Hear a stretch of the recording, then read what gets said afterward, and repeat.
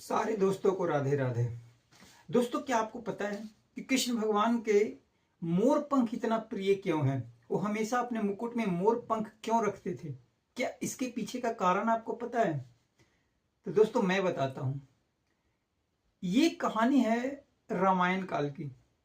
जब हमारे प्रभु श्री राम 14 वर्ष का वनवास काट रहे थे, उस समय उनको बहुत जोर की प्यास लगी और पानी की खोज में उन्होंने प्रकृति माता से प्रार्थना किया कि आप हमें उचित रास्ता दिखाएं जहां से हम जल स्रोत की तरफ जा सकें।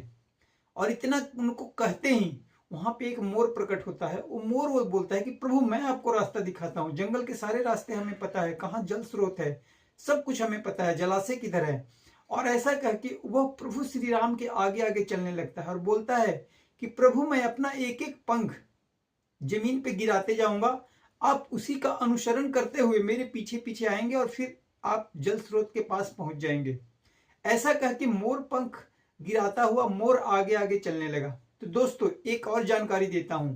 मोर पंख अगर जबरदस्ती वो मोर अपने पंख को नोचता है या निकालता है या कोई खींचता है उसके जबरदस्ती पंख को, तो एक समय में मोर की मृत्यु भी हो जाती है, क्योंकि वो बहुत ही कष्टदायक होता है मोर के लिए। लेकिन अगर स्वाभाविक गिरता है तब कोई दिक्कत नहीं है मोर को। तो मोर जबरदस्ती अपना एक एक पंख निकालता हुआ जा रहा था और प्रभु श्री राम को रास्ता दिखाता हुआ जा रहा था।